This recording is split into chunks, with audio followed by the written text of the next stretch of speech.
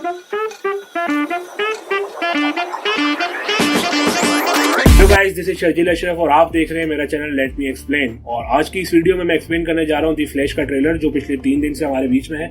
और इस ट्रेलर में कुछ ऐसी ऑसम डिटेल्स हैं जो आपने सीधा देखने पर नोट नहीं की होंगी, लेकिन टेंशन नहीं लीजिए, मैं इस चीज को आप तक पहुंचाऊंगा और आपको बताऊंगा कि वो डिटेल्स कितनी ऑसम है। तो चलिए बिना किसी देरी के हम डिटेल्स की तरफ बढ़ते हैं।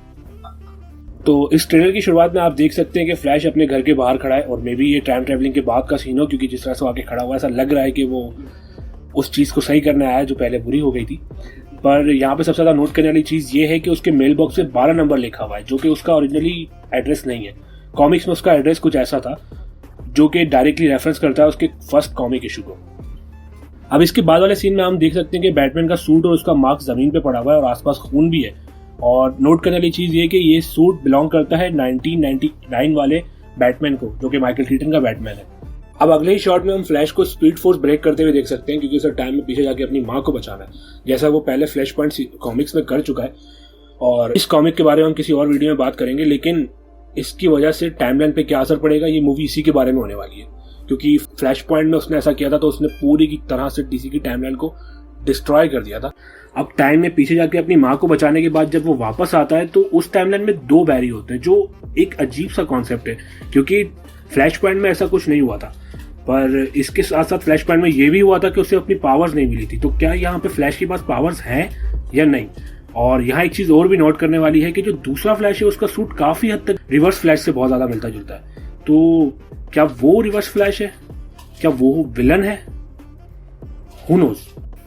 अब आगे ये दोनों बैरी मिलकर बैटमैन के पास जाते हैं, पर ये बैटमैन 1989 वाले बैटमैन का है और इसका मतलब ये है कि वो बैटमैन इन दोनों को जानता नहीं होगा। तो फिर ये जाके बैटमैन को कन्विंस कैसे करेंगे मदद के लिए? अब अगले आने वाले सीन में लाइटनिंग जो है वो एक बैरी से होते हुए दूसरे बैरी के बीच में से जाती है। अब या तो ये वो सीन है जिसमें दोनों को पावर्स मिलेगी, या फिर शायद ये नए बैरी को पावर्स मिलने वाली मूवमेंट है। अब इसके बाद हमें एक fully comic accurate flash ring भी दिखाई जाती है, जो कि फ्लैश के पास कॉमिक में भी हुआ करती थी और वो उसी में अपना सूट रखता था ताकि जब भी उसे सूट की जरूरत पड़े तो वो उस रिंग से निकाल के पहन ले। और कॉमिक में वो उसे बहुत ही जबरदस्त तरीके से पहनता था, यानी निकालते ही उसके बीच में से गुजरता हुआ उसे पहन के चला जाता था। अब हो सकता है कि मूवी के स्टार्ट में बैरी अपने प्लान को बैन एफ्लेक के बैटमैन के साथ शेयर करे, क्योंकि बैटमैन इसे इस सीन में बता रहा है कि जो तुम करने वाले हो उससे बहुत कुछ बुरा हो सकता है। पर बैरी कहाँ मानने वाला किसी की? अब ये सीन देख के तो काफी सारे लोगों को मैन ऑफ स्टील की याद आई गई होगी, क्योंकि इसमें जनरल जॉर्ड रिटर्न कर रहे हैं। अब जनरल जॉर्ड का इस मूवी में आने का मतलब है कि ये मूवी शायद टाइमलाइन में 2013 में एग्जिस्ट करेगी। तो फ्लैश के कांड की वजह से शायद टाइमलाइन बहुत पीछे चली गई है, जिसकी वजह से अब जो 2013 के इवेंट्स थे वो या तो अब हो रहे हैं या 2013 में ही हो रहे हैं। अब इस सीन में फ्लैश किसी ऐसे कैरेक्टर को फेस कर रहा है जो किसी तरह की जेल या कैद में बंद है, पर ये सुपर गर्ल नहीं है, क्योंकि सुपर गर्ल को आगे आने वाले सीन में मैं आपको दिखाऊंगा वो इस तरह से नहीं कैद है। तो ये कौन है? क्या ये सुपरमैन है या शायद कैप्टन एटम? अब ये वो सीन है जो पिछले वाले सीन को थोड़ा सा और ज्यादा सस्पिशियस बना देता है, क्योंकि पिछले सीन में सुपरगर्ल तो पॉसिबली नहीं थी। सुपरगर्ल यहाँ है जो अलग तरीके से कैद है और उसने क्योंकि काफी सालों से सन को नहीं देखा है, इसीलिए उसके पास अपनी पावर्स भी नहीं है। अब बैरी को अपनी पावर्स तो वापस चाहिए और इसकी कोशिश में वो अपने आप को जला भी लेगा। ऐसा वो कॉमिक में भी कर चुका है जो फ्लैश पॉइंट में है, और उसमें भी हम आगे बात करेंगे।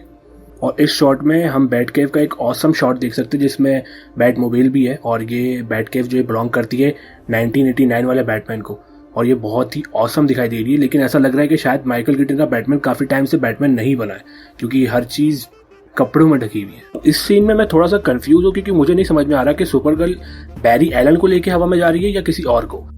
अब ये 2 अलग अलग फ्लैश है जिनकी अलग अलग पावर लेवल्स है, क्योंकि एक के पास ब्लू लाइट है और एक के पास गोल्डन। और कॉमिक में भी ऐसा ही होता है, जब भी किसी भी फ्लैश की पावर को एक्सप्लेन करना था तो उसके पास अलग किस्म की लाइटनिंग होती है। पर डीसी में शायद इस पावर रैंक को दूसरी तरीके से डिफाइन किया गया है। गोल्डन का मीन है ज्यादा और ब्लू का मीन है कम। अब ये शॉट कुछ ज्यादा खास तो नहीं है, लेकिन इसमें यहाँ सिर्फ एक ही चीज नोट करने वाली कि पीछे लगे पोस्टर्स में से एक पोस्टर पैसिफिक रिम का है, जो पैसिफिक रिम को लेकर एक ईस्टर एग है। अब फ्लैश शायद यहाँ ये एक्सपेक्ट कर रहा था कि उसे क्लार्क कैंट मिलेगा, लेकिन उसे मिली सुपरगर्ल जो है कारा जॉर-एल, और ये सुपरमैन की डायरेक्टली कजन है। इसके बारे में किसी और वीडियो में बात करेंगे। पर यहाँ क्लार्क नहीं आ पाया और उससे पहले सुपरगर्ल आ गई है, और दूसरा उसे रशियंस ने पकड़ा हुआ था। और ये शॉट मेरा one of the favourite shot है, जहाँ पे फ्लैश एक मुक्का मार रहा है जमीन पर ताकि वो किसी तरह का टोरेडो बना सके। और अगले सीन में हम देखते हैं कि बैटमैन अपने बैट विंग के साथ भी उसी बैटलफील्ड पर है। और यहाँ सुपरगर्ल भी है जो किसी के ऊपर अपनी लेजर बीम से अटैक करने वाली है। पर ये शॉट थोड़ा सा और कंफ्यूजिंग है क्योंकि इस शॉट में दोनों बेरी आपस में लड़ रहे हैं और ये दोनों बेरी अलग अलग पावर लेवल रखते हैं क्योंकि दोनों की लाइटनिंग बहुत ज़्यादा डिफरेंट है एक दूसरे से। और इससे एक बात और समझ में आती है कि जॉर्ड यहाँ पे मेन विलन नहीं है, यहाँ मेन विलन कोई और ही है क्योंकि पूरे ट्रेलर में हमें मेन विलन के बारे में कुछ भी नहीं बताया गया। फ्लैश का विलन हमेशा एक स्पीडस्टर ही होता है और यहाँ पे फ्लैश सिर्फ 2 ही है, उसके अलावा कोई और फ्लैश दिखाया ही नहीं गया। मेनली वैसे उसका विलन जो होता है वो रिवर्स फ्लैश होता है, पर इस ट्रेलर में रिवर्स फ्लैश का कोई भी जिक्र कहीं भी नहीं था। तो मे बी पॉसिबल कि कोई और विलन हो। और कमेंट में अपनी राय से मुझे बताएं कि आपको क्या लगता है कि इस मूवी के अंदर और क्या क्या चीज़ें आने वाली हैं। क्या आपको लगता है कि इसमें क्लार्क कैंट होगा, वो भी हेनरी कैविल वाला सुपरमैन? क्योंकि मुझे नहीं लगता कि इसमें है। तो अपनी राय से मुझे आगाह करें और कमेंट लाजमी करें। तो यहाँ हम इस वीडियो को एंड करते हैं और उम्मीद है कि आपको ये वीडियो अच्छी लगेगी और मैं आगे भी इस तरह की वीडियोस लाता रहूँगा अगर आप मुझे सपोर्ट दिखाएं। तो इस वीडियो को शेयर करें, चैनल को सब्सक्राइब करें और लाइक का बटन दबा के जाइएगा। Thank you, bye.